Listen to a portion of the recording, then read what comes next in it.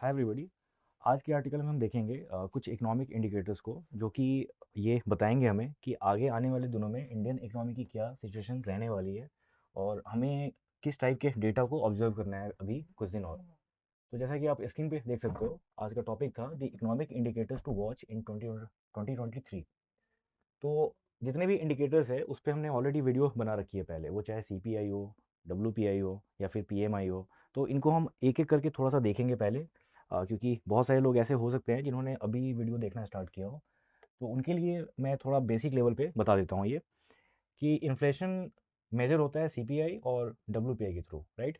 तो पहले हम CPI को देखते हैं और इसी के साथ WPI को भी कंपेयर करेंगे कि वो क्या होता है, दोनों में क्या डिफरेंसेस है, कौन सी एजेंसीज है जो कि ये दोनों टाइप के डेटा को कंपाइल करती है। तो CPI एक ब्रॉड टर्म है, ठीक है। इसके बहुत सारे कंपोनेंट्स होते हैं, जैसे कि आपने न्यूज़ में बहुत बार देखा होगा कि CPI वो इंडस्ट्रियल वर्कर के लिए भी कैलकुलेट होता है अलग से, ठीक है। देन आप देखना कि CPI एग्रीकल्चरल लेबरर्स या फिर CPI रूरल लेबरर्स। तो इनके लिए अगर आप ऐसे देखोगे कि थीमेटिक बेसिस पे, तो वो तीन होते हैं जिसमें प्रोफेशन को इंक्लूड किया जाता है। इसके बाद जो फोर्थ है वो है CPI रूरल या फिर अर्बन। और फिर लास्ट में ये दोनों डेटा को कंपाइल किया जाता है। उसके बाद इसको बोला जाता है CPI कंबाइंड। तो न्यूज़ में जो आर्टिकल्स आती हैं जिसमें सिर्फ CPI लिखा होता है, सिर्फ CPI, तो उसका मतलब हो गया CPI कंबाइंड, जिसमें कि रूरल और अर्बन दोनों टाइप के डेटा को उसमें इंक्लूड किया जाता है, राइट। तो ये तो हो गया CPI का। अब CPI IW ये कंपाइल करने का काम है, ठीक है। ये कंपाइल करने का काम है लेबर ब्यूरो। लेबर ब्यूरो किसके अंडर आता है? तो ये आता है under under the ministry of labour and employment. In fact ये तीनों CPI, AL, RL और IW ये तीनों लेबर ब्यूरो ही कंपाइल करती है। तो ये आप याद रखना कि CPI IW मतलब industrial workers, CPI agricultural labourers या फिर CPI रूरल लेबरर्स, ये तीनों को कंपाइल करने का काम है लेबर ब्यूरो का, जो कि एक अटैच्ड ऑफिस है under the ministry of labour and employment, ठीक है। इसमें फोर्थ है CPI rural urban and combined. ये कंपाइल करने का काम होता है NSO का, national statistical office. Earlier it was CSO, central statistical office या फिर ऑर्गेनाइजेशन। तो हुआ ये कि आई थिंक 2019 में हुआ ये शायद कि CSO को और NSSO को मर्ज कर दिया गया एक सिंगल एंटिटी में, एंड उसको अब हम जानते हैं NSO के नाम से, ठीक है। तो CPI रूरल अर्बन और कंबाइंड ये तीनों कंपाइल करने का काम है NSO का। और जो बाकी के तीन होते हैं ये IW, AL और RL, ये तीनों को कंपाइल कंपाइल करने का काम होता है लेबर ब्यूरो का। इसमें एक और इन्फॉर्मेशन है जो कि आपके लिए बहुत यूजफुल है, वो एग्जाम में पूछा भी जाता है कि CPI IW का बेस ईयर क्या है। तो अगर हम बेस ईयर के टर्म में बात करें तो IW का बेस ईयर है 2016, ठीक है। उसके बाद एग्रीकल्चरल लेबरर्स या फिर रूरल लेबरर्स, इन दोनों के लिए रखा गया है 1986 87, ये इनका बेस ईयर है। वहीं पे अगर हम बात करें CPI की, तो CPI का बेस ईयर है 2012, तीनों के लिए रूरल अर्बन और कंबाइंड, तीनों के लिए बेस ईयर है 2012। ये सब इन्फॉर्मेशन आप याद रखना क्योंकि ये एग्जाम्स में बार बार पूछे जाते हैं, ठीक है। तो CPI का हमने देख लिया, लेकिन इसके पहले CPI जिन लोगों को नहीं पता है कि कंज्यूमर प्राइस इंडेक्स इसका फुल फॉर्म होता है। वैसे ये चीज़ मुझे पहले बतानी चाहिए थी, लेकिन मैं एज्यूम कर रहा हूँ कि आपको इसके बारे में थोड़ा बहुत पता होगा बिकॉज ये बहुत बेसिक टॉपिक है। तो जिसको हम बोलते हैं महंगाई, ठीक है। प्राइस लेवल्स मार्केट में कितने बढ़ रहे हैं उसका एक बहुत अच्छा इंडिकेटर होता है CPI। उससे हमें ये पता चलता है कि जो एंड कंज्यूमर्स है, मेरे आपके जैसे लोग, ठीक है, जब वो मार्केट में कोई सामान खरीदने जाते हैं तो वो जिस प्राइस पे हम ले रहे हैं उसमें कितना डिफरेंस आया है पहले के मुकाबले। तो ये हो सकता है, ये वैसे मंथली होता है कंपाइल। तो हम जब भी कोई सामान लेने जाएंगे तो हम उसको कंपेयर करते हैं पहले के प्राइस से। यानी मान लो कि लास्ट मंथ नवंबर में मान लो कि कोई चीज़ की प्राइस कुछ रही होगी, दिसंबर में वो चीज़ हम वापस से खरीदने गए, तो हम देखेंगे कि अगर नवंबर में अगर उसकी प्राइस 100 थी, दिसंबर में उसकी प्राइस हो गई 104, तो हम ये बोलेंगे कि the price has gone up by 4%। सो आपकी यहाँ पे CPI यानी आपकी इन्फ्लेशन जो होगी यहाँ पे वो हो जाएगी 4%, ठीक है। तो इसी के अलग अलग सेगमेंट्स बना के इसको हम मेज़र करते हैं, सो दैट हमें ये पता चले कि किस टाइप के, मतलब किस सेट के वर्कर्स को प्राइस में कितना राइज फेस करना पड़ रहा है, ठीक है। फिर ये थीमेटिक भी होता है, मतलब रूरल, अर्बन, और फिर उसको बाद में डेटा को कंबाइन करते हैं। बेस ईयर आपने देख लिया ऑलरेडी। अब हम आते हैं WPI पे। WPI में इतनी ज़्यादा कैटेगरीज नहीं होती। अगर आपको बेस ईयर जानना है इसका, तो WPI का बेस ईयर होता है 2011-12, ये इसका बेस ईयर है। इसको कंपाइल करने का काम होता है the office of economic adviser.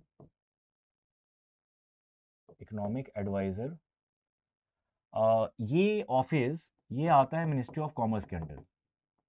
तो अगर एग्जाम में मान लो क्वेश्चन आता है कि ये ऑफिस किसके अंडर है, तो आप ऐसे मिनिस्ट्री ऑफ फिनांस या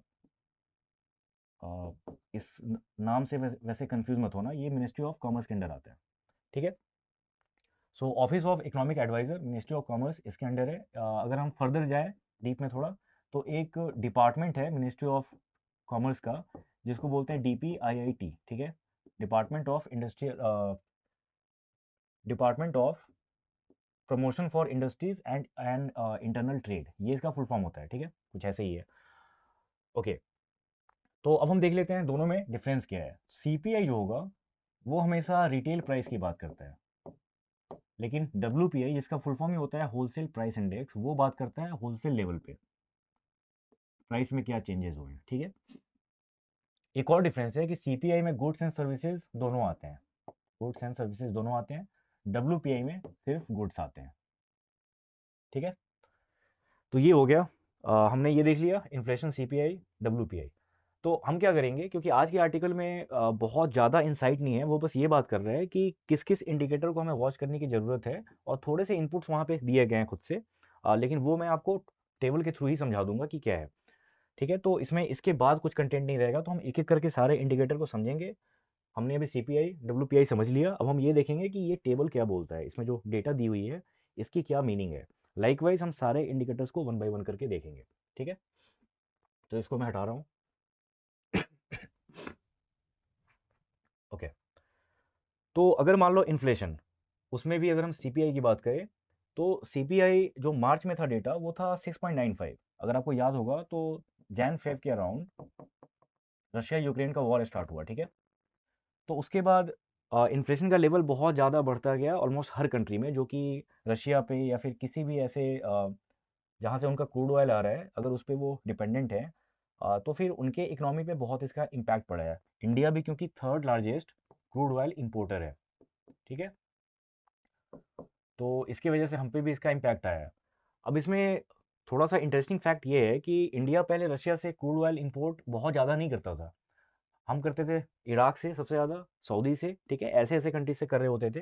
बट प्रॉब्लम क्या हुई कि रशिया जिन कंट्रीज़ को सप्लाई करता था, रशिया भी अपने आप में बहुत बड़ा एक्सपोर्टर है, लेकिन जब वहाँ पे बैन लगे, जब वहाँ से लोगों ने क्रूड ऑयल इंपोर्ट करना कम कर दिया, तो हुआ ये कि मार्केट में क्रूड ऑयल की प्राइसेस बढ़ गई। अब उसको काउंटर करने के लिए, बैलेंस करने के लिए, जो बाकी के कंट्रीज़ हैं, उनको अपनी आउटपुट बढ़ानी चाहिए थी, ठीक है, क्रूड ऑयल की प्रोडक्शन बढ़ानी चाहिए थी, बट उन्होंने ऐसा नहीं किया। तो उनके ऐसा ना करने से ये हुआ कि प्राइस कम हुई ही नहीं, ठीक है। तो इंडिया पे भी इन द एंड इसका फर्क पड़ा। अभी आपको यहाँ पे मार्च में दिख रहा होगा 6.95, ये प्लस हो गया था बीच में, ठीक है। फिर कम होना स्टार्ट हुआ, क्योंकि हमने रशिया से कम प्राइस पे, ठीक है, अराउंड 30% हमें ऑफ पे वहाँ से क्रूड ऑयल मिलता रहा है पिछले कुछ महीनों से। तो उसकी वजह से थोड़ा सा कंट्रोल हुआ, एंड वो फिर डेटा में रिफ्लेक्ट भी होता है कि नवंबर का डेटा ये है कि 5.88 यहाँ पे आपको दिखेगा, सॉरी, तो 5.88 आपको दिखेगा यहाँ पे। तो अगर हम सिर्फ CPI की बात करें, तो ये हमें ये बताता है कि रिटेल मार्केट में जब हम कोई सामान खरीदने जाते हैं किसी किसी दुकान में, तो अगर हमें वहाँ पे पहले के मुकाबले कम प्राइस पे करना पड़ रहा है, तो मतलब ये कि हमारी जो हम ऐसा बोल सकते हैं कि हमारी जो डिस्पोजेबल इनकम है, मतलब इनकम माइनस टैक्सेस ये सब, तो that is now capable of buying more items, ठीक है। तो मतलब ये है कि अगर इन्फ्लेशन का रेट कम हो रहा है तो कंजम्पशन बढ़ेगी मार्केट में। तो सबसे पहले सबसे पहला जो इंसाइट हम यहाँ से ड्रॉ कर रहे हैं वो ये कि कंजम्पशन मार्केट में बढ़ेगी, राइट। तो इसलिए यहाँ पे आप देखोगे कि ग्रीन टिक है। ग्रीन टिक का मतलब कि वो चीज़ हमारे लिए गोइंग फॉरवर्ड फेवरेबल है। फिर हम आते हैं WPI पे। WPI भी देखो कि बहुत ही ड्रास्टिक लेवल से डिक्रीज हुआ है। अब इसका क्या मतलब है कि अगर होलसेल लेवल पे चीज़ों की प्राइस कम हो रही है तो उसका benefit in the and retail customers को मिलता है, ठीक है। तो इस इंडिकेटर पे भी देखोगे कि ग्रीन टिक है यहाँ पे, ठीक है। नेक्स्ट हम आते हैं बैंक क्रेडिट। बैंक क्रेडिट में आप देखना कि ईयर ऑन ईयर, वाई का मतलब होता है ईयर ऑन ईयर, ये ग्रोथ जो थी वो थी 10.8% मार्च में। अब ये नवंबर में हो गई 7.2%। अब इसका क्या मतलब है, तो इसको समझने के लिए हम थोड़ा सा किसी और चीज़ को देखते हैं। आपने सुना होगा इसके बारे में बहुत। एक चीज़ होती है जिसको बोलते हैं रेपो रेट। ये मॉनेटरी पॉलिसी का एक टूल है जिसके थ्रू सेंट्रल बैंक इन्फ्लेशन के लेवल को मैनेज करने की कोशिश करती है। कैसे होता है वो, तो जैसे मान लो कि महंगाई बहुत ज़्यादा बढ़ गई। महंगाई बहुत सारे रीजन से बढ़ सकती है, लेकिन जो बहुत बेसिक लेवल पे हम बात करते हैं वो ये कि अगर मार्केट में मनी सप्लाई अगर बहुत ज़्यादा हो जाए या फिर ज़रूरत से ज़्यादा हो जाए तो उसको काउंटर करने के लिए रेपो रेट को बढ़ाया जाता है। अब यह है क्या, तो रेपो रेट एक ऐसा रेट है या फिर एक ऐसा इंटरेस्ट रेट है जो कि आरबीआई, हमारे केस में, इंडिया के केस में आरबीआई सेंट्रल बैंक है, राइट। तो आरबीआई बैंक्स को जो पैसा देती है ना, कमर्शियल बैंक्स को, वो रेपो रेट पे देती है, ठीक है। तो मान लो कि आरबीआई ने पैसे दिए बैंक्स को और उन्होंने रेपो रेट बढ़ा दिया। अब रेपो रेट बढ़ा दिया अगर, तो बैंक्स को आरबीआई से पैसे लेना कॉस्टली पड़ रहा है, राइट। तो अगर बैंक्स को पैसे लेना कॉस्टली पड़ रहा है तो वो क्या करेंगे कि थोड़ा कम लेंगे पैसे वो, ठीक है। और जितने भी लिए हैं उन्होंने उसको, क्योंकि अब वापस इनको किसी ना किसी टाइम पे आरबीआई को वापस करना होगा, राइट। तो वो क्या करेंगे, क्योंकि उनको उनको उनके लिए कॉस्ट ऑफ ये जो है फंड रेजिंग, ये इनके लिए ज़्यादा पड़ रहा है, राइट। तो वो क्या करेंगे, यही इफेक्ट पास ऑन करेंगे अपने कस्टमर्स को। मतलब कस्टमर्स के लिए बैंक से लोन लेना कॉस्टली पड़ जाएगा, महंगा पड़ेगा, ठीक है।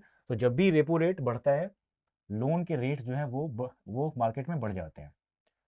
तो लोन के रेट्स अगर मार्केट में बढ़ जाते हैं तो इसका क्या मतलब होगा कि अब लोग कम लोन लेंगे पहले के मुकाबले। तो पहले के मुकाबले अगर कम लोन लेंगे तो मार्केट में मनी सप्लाई कम हो जाएगी, राइट। तो ये आपको समझ में आ रहा पूरा। लेकिन यहाँ पे ये फिगर बहुत इंटरेस्टिंग है। इंटरेस्टिंग इसलिए है कि आरबीआई ने हाल फिलहाल रेट्स बहुत बढ़ाए, बहुत ज़्यादा, आई मीन कि 2 बार बढ़ाए, ये 2-3 बार। तो आइडियली होना ये चाहिए था कि बैंक क्रेडिट जो है ना वो कम होनी चाहिए थी, लेकिन यहाँ पे बढ़ी है। अब इस टेबल में ये बात यहाँ पे लिखी नहीं है, लेकिन यहाँ का जो बैंक क्रेडिट है ये मोस्टली मार्केट से रिलेटेड है, मतलब जो बिजनेस हाउसेज लोन्स ले रही हैं ये उससे रिलेटेड है।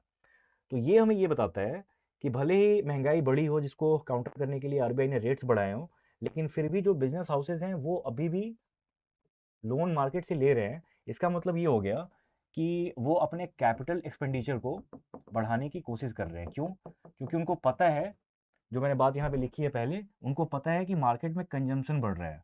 तो अगर मार्केट में कंजम्पशन बढ़ रहा है, मतलब कि बिजनेस हाउसेस भले ही अभी लोन पे पैसे ले रही हैं, उनको पता है कि अगर ये पैसे मैंने इन्वेस्ट किए सही तरीके से, बिजनेस को और आगे बढ़ाया, प्रोडक्शन बढ़ाई, तो मार्केट में क्योंकि कंजम्पशन बढ़ रही है तो ये सारे पैसे बाद में रिकवर हो जाएंगे, ठीक है। तो ये एक अच्छा इंडिकेटर होता है किसी भी इकोनॉमी के लिए। इसलिए अगेन आप देखोगे यहाँ पे कि ग्रीन टिक है, ठीक है।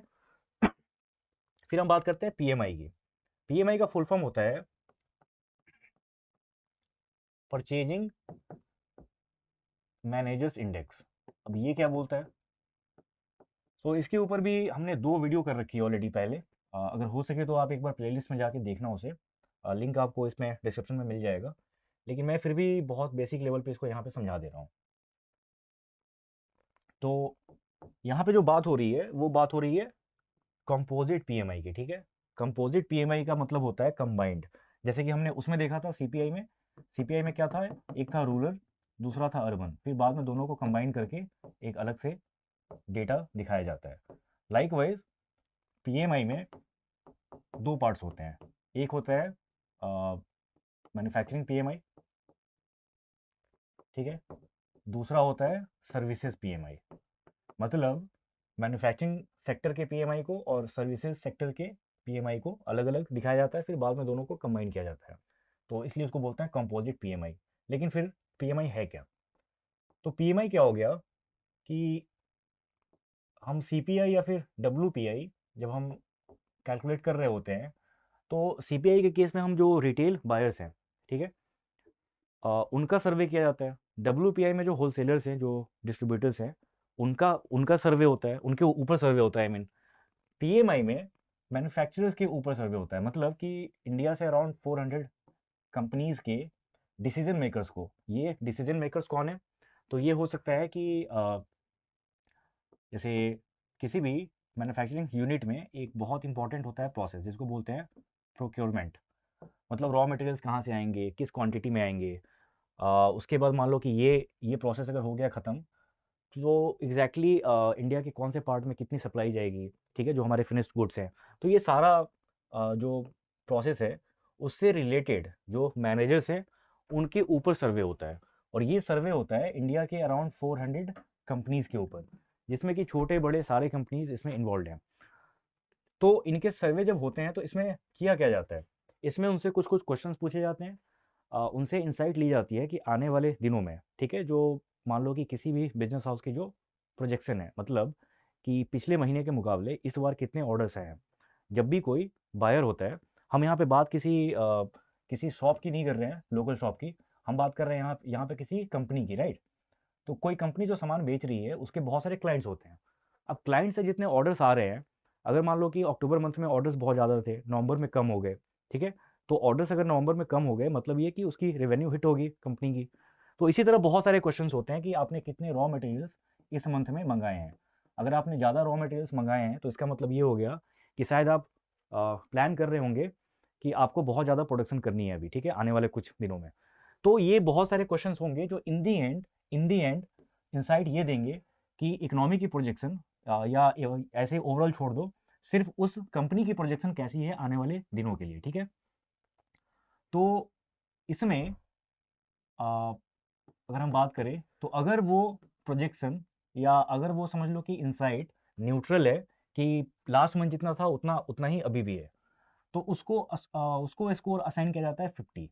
अगर मान लो कि फेवरेबल पोजीशन है, तो वो होगा 50+, और अगर अनफेवरेबल है, तो ये 50 से रिड्यूस होके अराउंड 47 48, लेकिन मैं सिर्फ यहाँ पे लिख देता हूँ 50-, ठीक है। तो सिर्फ ये 3 कैटेगरीज हैं जो आपको पीएमआई में मिलेंगे। अगर न्यूट्रल है तो 50 होगा, मतलब कि पिछले महीने जो भी था ऐसे प्रोजेक्शन, वो इस महीने के लिए भी है तो 50 होगा। अगर मान लो कि प्रोजेक्शन फेवरेबल है, तो उसको स्कोर असाइन किया जाता है 50+। अगर अनफेवरेबल है, तो वो हो गया 50-। अब आप आओ यहाँ पे वापस टेबल पे। मार्च के मंथ में ये 54.3 था, राइट। तो 54.3 था मार्च के महीने में। तो अगर हम अप्रैल की बात करेंगे, अगर अप्रैल में भी अगर 50+ रहा, 50+ कुछ भी, अगर अप्रैल मंथ में भी 50+ रहा, तो मतलब कि मार्च महीने में जितना था उससे ये ज़्यादा है, ठीक है। ये हमेशा रिलेटिव नंबर होता है। ऐसा नहीं है कि मार्च में अगर 54.3 है और अप्रैल में अगर 52 है, तो इसको हम कम बोलेंगे, नहीं।